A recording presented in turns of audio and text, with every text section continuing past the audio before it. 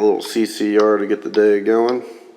Hi, my name is Travis Haberstroh, and today we're going to talk about the 1960s.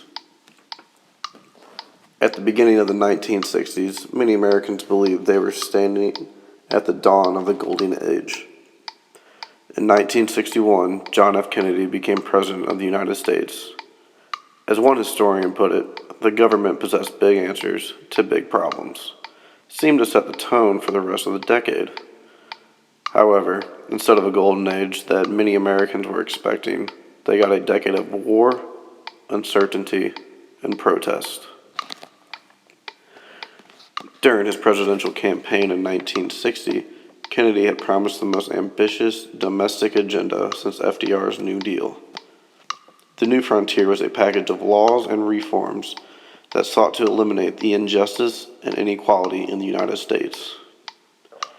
Kennedy hit a snag right away, as a majority of the Democrats depended on a group of Southerners who hated the plans of equality and they wanted to block it. In October 1962, an American U-2 spy plane photographed nuclear missiles being built by the Soviet Union on the island of Cuba. Kennedy met with a group of advisors for several days to discuss the problem. Kennedy decided to place a naval blockade around Cuba. On October 22nd, Kennedy spoke to the nation about the crisis in a televised address. Many Americans thought the end was near. The Soviet Union and the United States were able to work out a deal. The United States pledged to not invade Cuba and remove their nuclear missiles in Turkey. The Soviets agreed to remove all building sites in Cuba and the nuclear weapons as well. On November 22nd, 1963, President Kennedy was assassinated in Dallas, Texas. America was blindsided and a new man was in charge. His name was Lyndon B. Johnson. As soon as Johnson was in office, he promised a war on poverty. Unfortunately for him and the rest of the nation, there was a war going on in Vietnam that was escalating. In 1964, Congress authorized the President to take all necessary measures to protect American soldiers and their allies from the communist Viet Cong. Days later, the draft began. The war, that was already becoming unpopular, split the nation in half. Many people took to the streets to protest, while others fled to Canada to avoid the draft. There were still many Americans that were in support of the war as well, but they remained silent.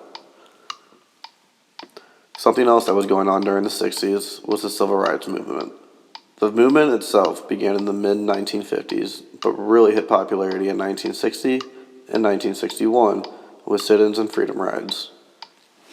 The March on Washington was led by Martin Luther King Jr., who was the biggest leader of the Civil Rights Movement. In Washington, he gave his I Have a Dream speech that is still remembered to this day.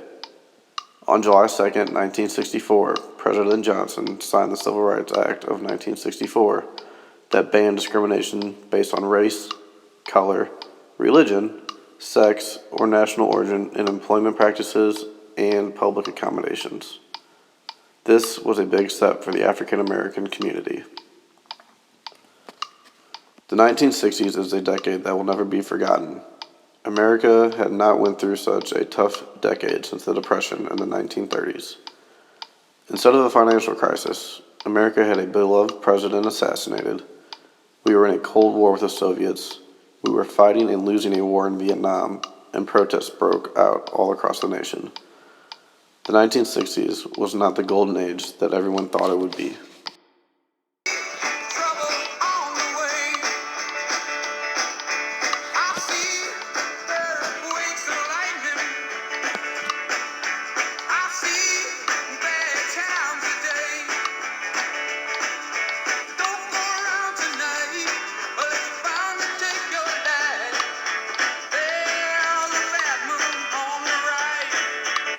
And thank you for listening.